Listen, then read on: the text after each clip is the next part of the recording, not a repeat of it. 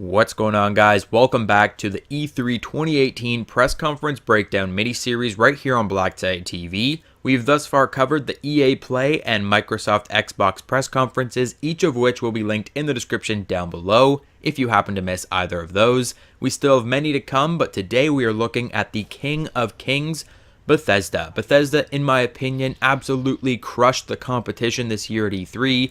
Their presentation was entertaining, informative.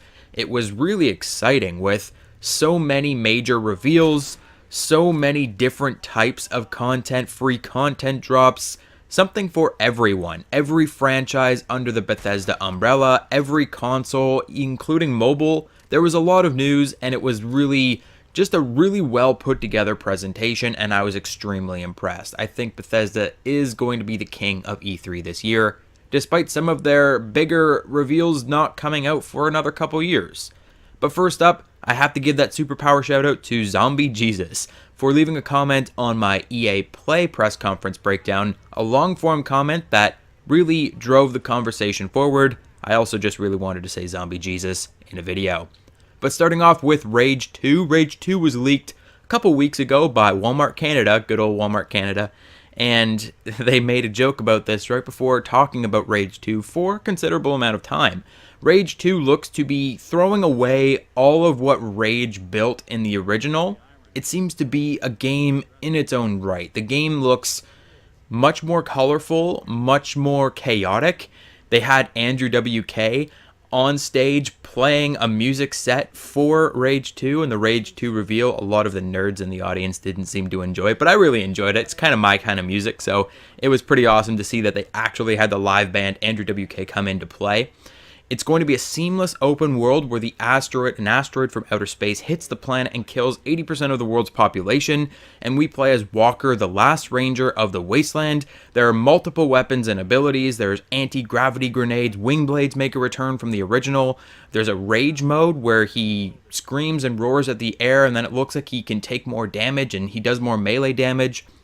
There's a ground slam ability, very similar to like a Destiny Warlock type of ability where he throws his hand out and blasts enemies away. There's some pretty cool abilities here, and I'm definitely excited to see what else there's going to be in terms of abilities in this world, because it looks like it's going to be much more than that of the original.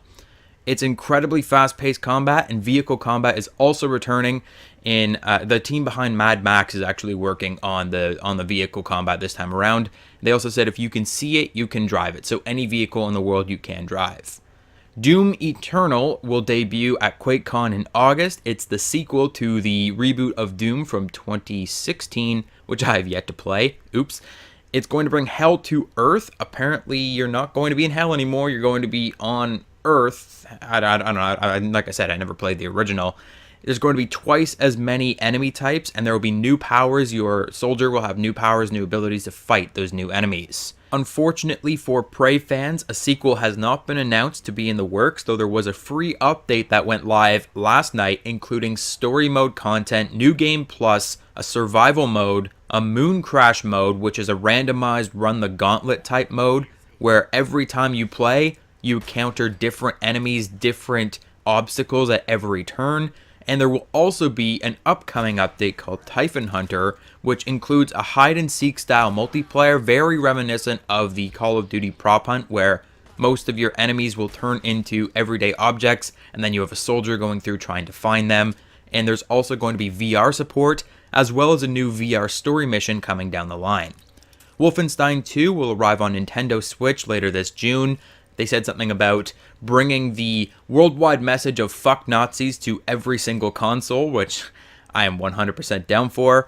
Wolfenstein Youngblood was also announced, which is the next big Wolfenstein game where you'll play as BJ's twin daughters, and that's set in the 1980s, still Nazi-occupied United States. And because they are twin daughters, there will be co-op support in the next Wolfenstein game, which is huge for that franchise. I think Wolfenstein is finally taking a big step forward from the more recent reboots. The older games were great, but they weren't top tier. Now we're looking at Wolfenstein as a serious contender in the AAA shooter market. Wolfenstein Cyberpilot was also announced to be in the works, which is a VR title where you'll take control of the Nazi war machines to use against them. Quake Champions also made an appearance during the Bethesda conference, almost to remind players that that game is still happening, and they're going to talk more about that at QuakeCon. In Fallout news, when Todd Howard took to the stage, the entirety of the live audience was mesmerized, and for good reason. Todd Howard is one of the most recognizable names in video game development today, and this man commanded the stage, he commanded the audience. He was a fantastic entertainer and presenter, he was funny, he was lighthearted, and to see such a real person that's at the head of my favorite franchise, my favorite game studio, Bethesda Softworks, to see this man in the flesh, Todd the God Howard, he absolutely killed his presentation, and it was by far the best moment of E3 2018. So if you have the chance and you haven't yet seen the actual presentation, I have linked the presentation down below in the description.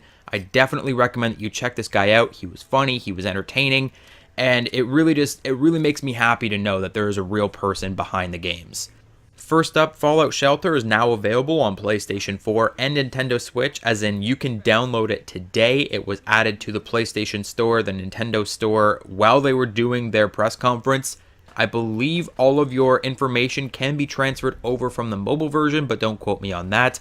And now the topic everyone has been waiting for, Fallout 76. Reiterating from the Xbox conference, it is a prequel set in West Virginia. It is the biggest Fallout yet, 4 times the size of Fallout 4. They're using all new rendering, lighting, landscape technology that provides 16 times the detail and allows players to view distant weather systems across the map. So that's pretty cool. You can see a storm that's happening on the other side of the map if you look up into the sky. The Overseer, this was briefly mentioned, that the Overseer will actually send you on quests to the 6 distinct regions of West Virginia, which each have their unique style, risks, and rewards.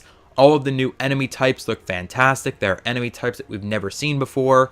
Similar to how Elder Scrolls Online really introduced a lot of new characters, new enemies, new NPCs that we've never seen. That's what they're doing with Fallout 76 in the Fallout universe. So there are so many new enemies, new weapons, new character types, and this is an entirely online open world survival game with very few rules. You can play solo, but it is mostly designed to be played co-op with your friends. You play in a lobby with dozens of players. They made sure not to say hundreds or thousands. It is the apocalypse after all, so there are only dozens of players in whichever lobby you are joining.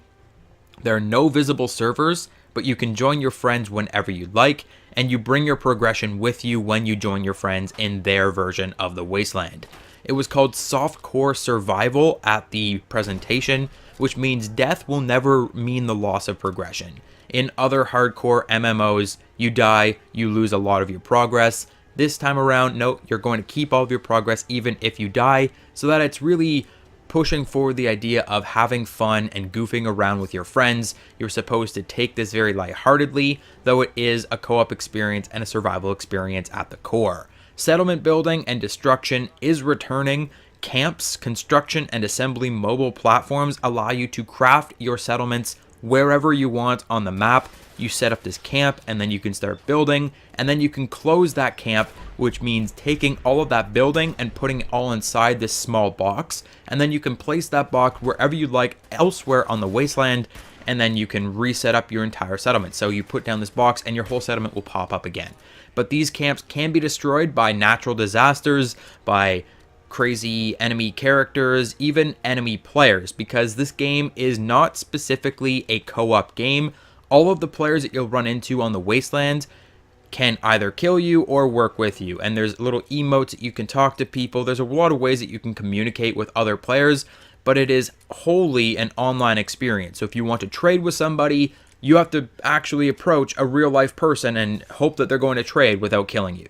That's kind of sketchy to me. I do like having NPCs in my multiplayer experience just to really narrow things out, even things out in a way, but the way that they're doing this could be very interesting. It's an experiment, to say the least. Nuclear armaments are also available. You can gather access codes, and you can use nukes once you have enough access codes from playing with other players to destroy any enemy camps, and then you can venture into the Fallout-ridden world where you've dropped nukes for rare resources. But there are hardcore enemies in there, like Deathclaws are going to appear when you start dropping nukes. There are 100% dedicated servers, and it's going to be a game that's available for years to come. There is a photo mode, and there will be a beta. There's a special Power Armor edition with a glow-in-the-dark map, which is like a terrain map, and you get all these different little figurines and stuff. It's a pretty hardcore Power Armor edition, special edition. There's also a wearable T-51 Power Armor helmet that comes with that edition of the game. This game launches this year, November 14th, 2018. I was not expecting such a approaching deadline. That seems pretty crazy that we're already going to have this game in like a couple months. So very excited for this game. Like I said, it will be an experiment, and I'm interested to see where they're going with this. And if it fails, if it's like an Elder Scrolls Online where it only appeals to certain players, there will always be another mainline Fallout game that's just around the corner.